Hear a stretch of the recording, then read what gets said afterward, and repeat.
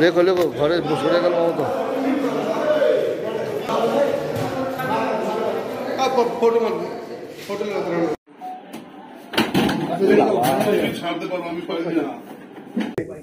আজকে তো আপনার মুখ চোখ দেখে মনে হচ্ছে অন্যরকম। অন্যরকম না, এইরকম কোনো ব্যাপার নেই। নিশ্চয়ই দুদিন স্ট্রেসে ছিলাম, খুব খুব একটু শক ছিলাম, ওখান থেকে একটু রিল্যাক্স হয়েছে। মমতা বন্দ্যোপাধ্যায়ের ফটো আপনার মাথার উপরে ছিল আর সরে গেল, তো আমি কি বলবো, সেটা তো নিশ্চিতভাবে সরিয়ে দিয়েছেন উনি নিজেই, আমি ধরে সরালাম। উনি তো আমার একটু জোরে যদি আমি তো গেছিলাম এমন ভাবে, আমি আমাকে কি বলা যায়, বেইজ্জত করা হলো, তো এটা আমি আশা করিনি যে আমাকে এইভাবে বেইজ্জত করা হবে। আমি কি করেছিলাম? আমি তো বলেছিলাম ব্যারাকপুরকে চুজ করেছিল। এখানকার মানুষ আমাকে ভোট দিয়ে জিতিয়েছিল, আমি ব্যারাকপুরই শুধু চেয়েছিলাম, কেন ব্যারাকপুরের মানুষকে আমি চিনি, ব্যারাকপুরের মানুষ আমাকে চিনি। আজকে হঠাৎ আপনি বলে দেবেন কি আমি অমুক জায়গা যাব, তমুক জায়গা যাব, তারপরে এই সবটাই একটা মনে হলো কি একটা পুরোপুরি প্ল্যান ওয়েতে আমাকে ডিপ্রাইভ করে দেওয়া হলো, প্ল্যান ওয়ে। দুদিন ধরে খুব শকটে ছিলাম, আজকে একটু ঘুমিয়েছি, ঠিকঠাক করব, কি করতে হবে না করতে কি হবে। সিদ্ধান্ত নিচ্ছেন? বিজেপিতে যাচ্ছেন? মানে এই মুহূর্তে সিদ্ধান্তর কথা আমি নিশ্চিতভাবে আপনাদেরকে কোনো সিদ্ধান্ত নিলে জানাবো। এই মুহূর্তে আমি কোনো সিদ্ধান্ত কথা বলতে পারবো না। কিন্তু একটা জিনিস আছে কি, এখানে মনে হচ্ছে আমার প্রয়োজন নেই, যেভাবে আমাকে ছুঁড়ে ফেলে দেওয়া হলো, আমার প্রয়োজনীয়তাটা কমে গেছে। তৃণমূলে আছেন না নেই? তৃণমূলে আছেন না নেই? তৃণমূলে যদি মানে একে যদি থাকা বলা যায়, সেটা আপনাদের ব্যাপার। তাহলে কি নেই? বিজেপি থেকে প্রস্তাব এসছে কোনো? থাকার আছি কি না আছি সেটা তো আমি বললাম না, কিন্তু আপনি যেটা বললেন আমি সেটাই বলছি কি, আমাকে দেখে মনে হচ্ছে কি এখন আমি কোথায় আছি না আছি। বলছি 29টা থেকে তাহলে কি আপনি তৃণমূলে নেই এখন বলতে পারি আমরা? না, সেই কথাটা আমি এখন বলতে পারছি না, কিন্তু তৃণমূলের কাছে আমি আনওয়ান্টেড হয়ে গেছি, এটা মনে করছি আর তার প্রমাণও পেয়ে গেছি যে আমি আনওয়ান্টেড আছি। কিন্তু আমি ব্যারাকপুরের মানুষের কাছে ওয়ান্টেড আছি। আমার ব্যারাকপুরের মানুষ আমাকে আশীর্বাদ দিয়েছিল, আশীর্বাদ আছে। একটা সময় আপনি তৃণমূল দলটাকে বিরোধী দলের মর্যাদা দিয়েছিলেন একটা আসন পেয়ে ভাটপাড়া থেকে, তো সেই বিরোধী দলের মর্যাদা এখন কি কথা পূর্ণ হচ্ছে? আপনি তৃণমূল দলে আপনার মনে হচ্ছে কি, আপনার কি করে মনে হচ্ছে কি বিরোধী দলের মর্যাদা দিয়েছিলেন একটা সময় 2006? সেই গুরুত্বটা আছে? আমি যে 2006, 2001, 2000 এই লড়াই দিয়ে বা এখানে লড়াই করে জায়গাটাকে এস্টাবলিশ করেছিলাম, সেটা আমার সেই গুরুত্বটা আছে? আমার মনে হচ্ছে তৃণমূল দলের আমার গুরুত্বটাই নেই। আর তৃণমূলে যারা কাজ করেছে পুরোনো জামানায় প্রায় সবাইকে এরকম বসিয়ে দেওয়া হয়েছে। সবাই বসে আছে, যারা অরিজিনাল তৃণমূল কর্মী যারা ছিল, যারা লড়াই করেছিল। এটা মমতা ব্যানার্জি কেন তো হচ্ছে পুরোনোদের সরিয়ে দেওয়াটা মমতা ব্যানার্জি জানার পরে হচ্ছে? আমি কি করে বলবো, আমরা তো জানি তৃণমূল দলের সবকিছু দিদি আছে, এবার হয়ে গেল তো আমার দুর্ভাগ্য, আমি সেই জায়গা নিজেকে পৌঁছাতে পারিনি। আপনার অবস্থান কি এখন? আমার অবস্থান এই আছে কি আমি এখানে বসে আপনাদের সঙ্গে কথা বলছি। বিজেপির থেকে কোনো প্রস্তাব এসছে আবার? বিজেপি থেকে কেউ ফোন করেছিল?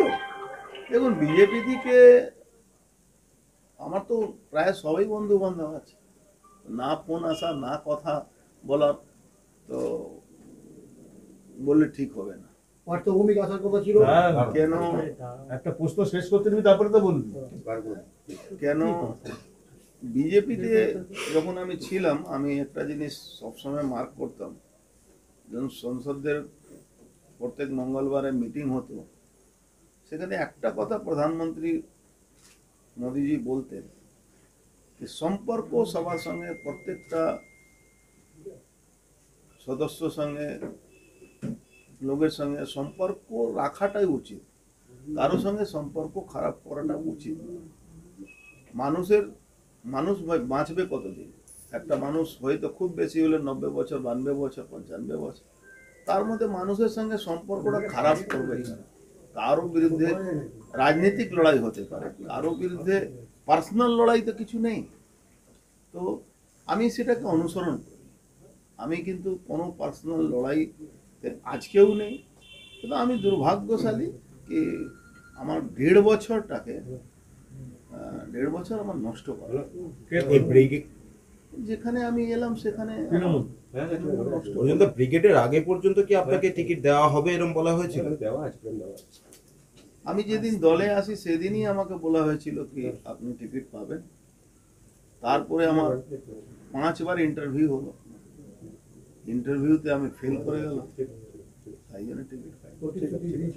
বলছি দাদা, এটা কি বলা যেতে পারে আপনি তৃণমূলে আর থাকতে চাইছেন না? দেখুন আমার বললাম না, আমি আনওয়ান্টেড হয়ে গেছি তৃণমূলের। মায়ের মন্দির যারা সেবাদার, যারা দীর্ঘদিন ধরে পুজো করছিলেন, তাদের সঙ্গে কি ব্যবহার করা হয়েছে। ওখানকার হকাররা আজকে না খেয়ে মরছেন, সুসাইড করার জায়গায় পৌঁছে গেছে। সে মা কাকে আশীর্বাদ দেবে সেটা সময় অপেক্ষা আছে।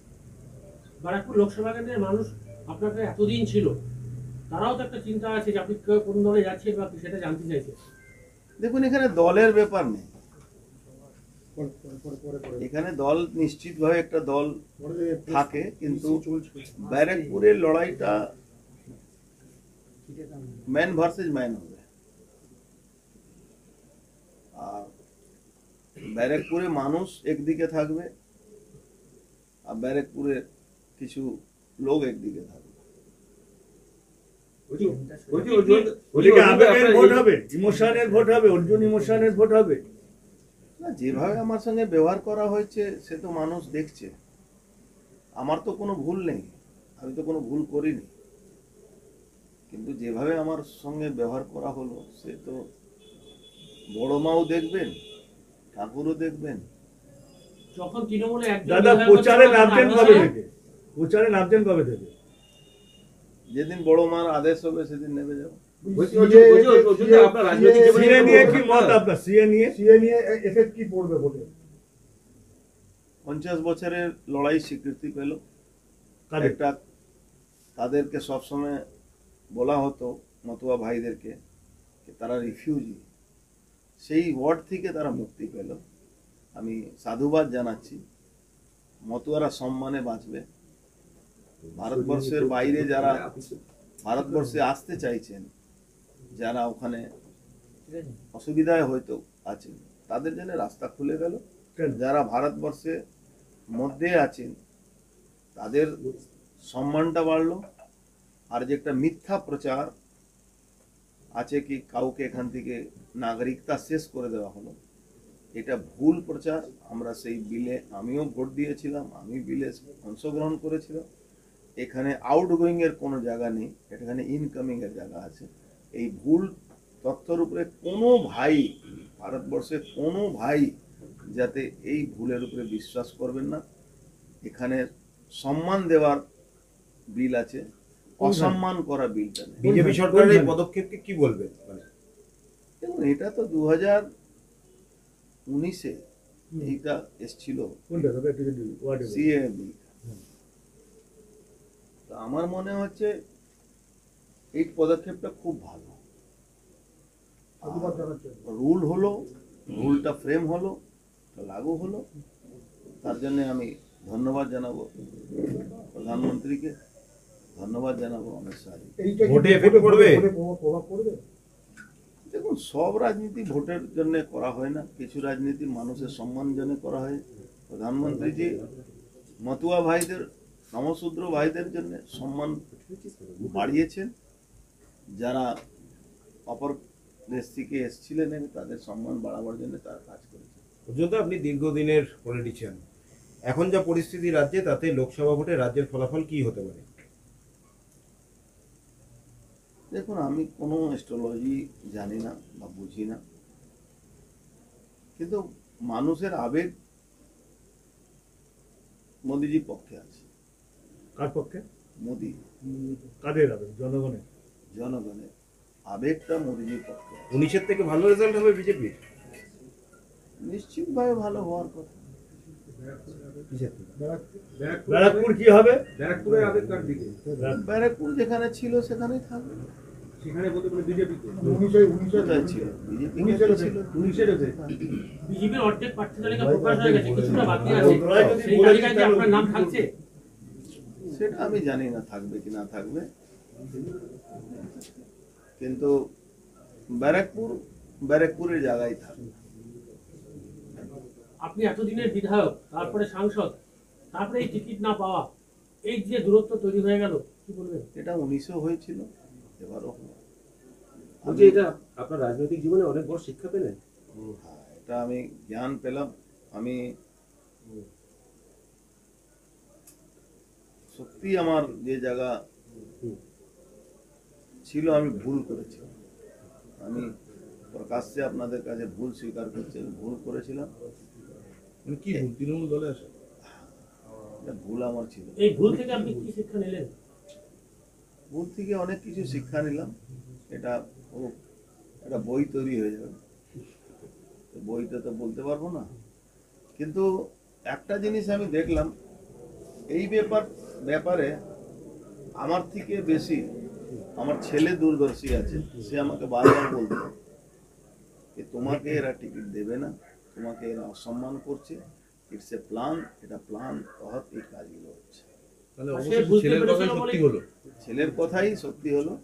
এখানে আমি স্বীকার করছি কি আমার রাজনীতি জীবন অনেক বেশি, কিন্তু ওর কাছে আমাকে শিখতে হবে। সংশোধন করবেন?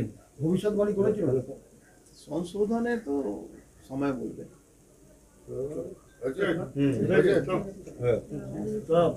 সেটা হওয়ার পর তৃণমূলের কেউ আপনার সঙ্গে যোগাযোগ করেছিল? শোনা যাচ্ছে ববি হাকিম ফোন করেছিলেন আপনাকে। না, সেই দিনই আমাকে ফোন করেছিল, আবার একটা ললিপপ দেওয়ার চেষ্টা হয়েছে। কি ললিপপ? বিধানসভার টিকিট? ওরকমই কিছু ছিল, সেটা তো আমি বলতে পারবো না, কিন্তু বলা হয়েছিল।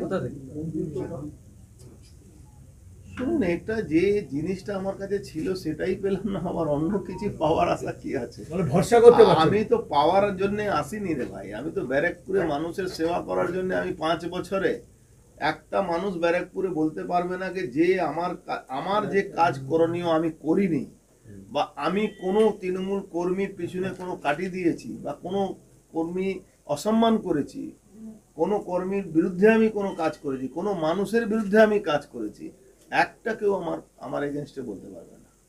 কোনো রাজনৈতিক দল, কোনো পার্টি। ব্যারাকপুর আমি যখন জনপ্রতিনিধি হয়ে গেলাম, তখন আমি কিন্তু কোনো পার্টির লোক, আমি কিন্তু জনপ্রতিনিধি ছিলাম। কিন্তু আমি দেখলাম কি আমার সঙ্গে মানে সেই ব্যবহারটা করা হলো। এক কথায় আপনার ভরসা ভেঙে গেছে। এটা গুড ওয়ার্ড বলতে পারো তুমি। কার প্রতি ভরসা? নিশ্চিতভাবে যেখানে ছিলাম তার উপরে ভরসাটা আর নেই। কেন, যে ভরসা নিয়ে আমি এসেছিলাম 1.5 বছর আগে আমাকে আনা হয়েছিল, সেই ভরসা থেকে আমি সরে গেছি। যে নেত্রীকে আপনি এতদিন বিশ্বাস করেছেন, সেই নেত্রী বিশ্বাসঘাতকতা করলো। দেখুন, এই ভাষাটা আমি ইউজ করব না। দল যে সম্মান দেওয়ার কথা, সেই জায়গায় আমি সম্মানটা পাইনি। কোন ভরসা থেকে সরে গেলেন দাদা? কোন ভরসা থেকে একটু যদি একটু নিশ্চিত করেন। দেখুন, আমার তো কিছু চাহিদা ছিল না, আমার তো কোনো কমিটির চেয়ারম্যান হওয়ারও দরকার ছিল না। আমি তো জাস্ট লাইক একটা এমপি ছিলাম, এলাকার উন্নয়নের জন্য কাজ করছিলাম, এলাকার মানুষের জন্য কাজ করছিলাম। আমি তো এর বাইরে কিছু চাই না। অর্জুন, আগের দিন ব্রিগেডের মঞ্চে আপনি দীর্ঘক্ষণ বসেছিলেন, নিশ্চিতভাবে আগেই জেনে গিয়েছিলেন প্রার্থী তালিকায় আপনার নাম নেই, তারপরে কেন ছিলেন? আমি বহু পুরনো একটা পলিটিক্যাল ফ্যামিলির লোক।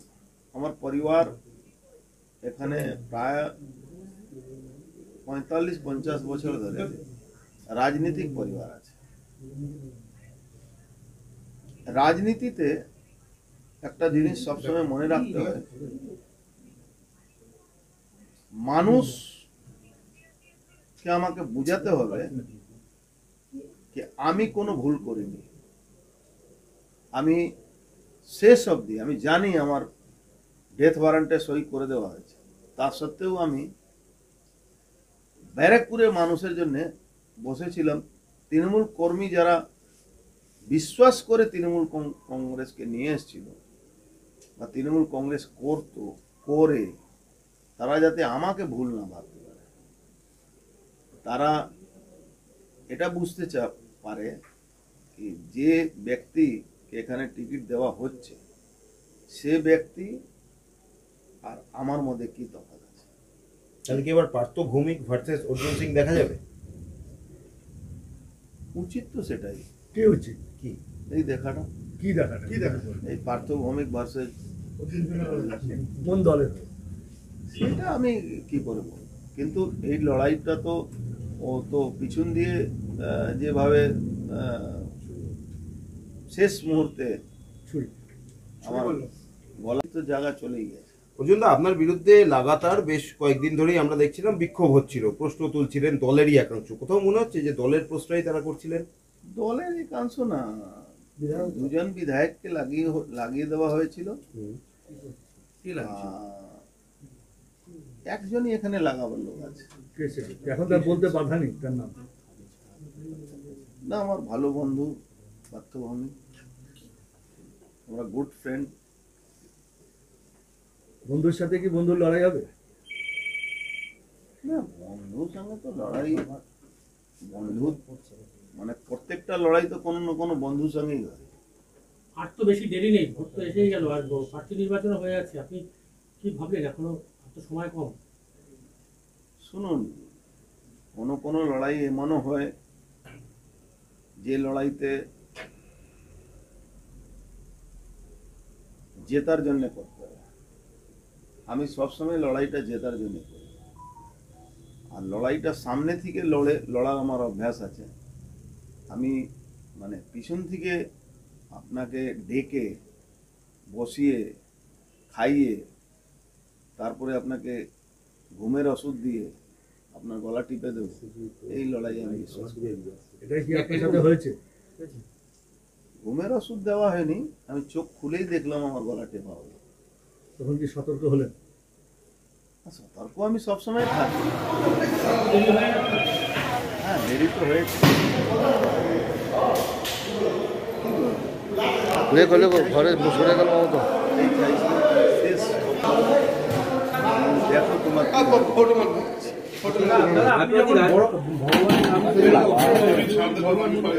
বাইরে বেরিয়ে এসে বলেছেন যে তার মায়ের কাছে প্রার্থনা করলাম যাতে 2019 ফিরে না আসে। সে তো মায়ের মন্দিরে যারা কর্তারা আছেন তারা ভালো করে জানেন। মায়ের মন্দির যারা দীর্ঘদিন ধরে মায়ের মন্দির সেবা করছিলেন, মা সেই জায়গা কিভাবে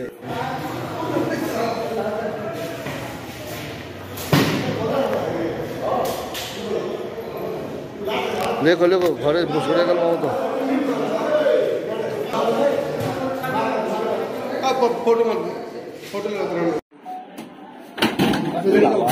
ছাড়তে পারবো আমি পারি না।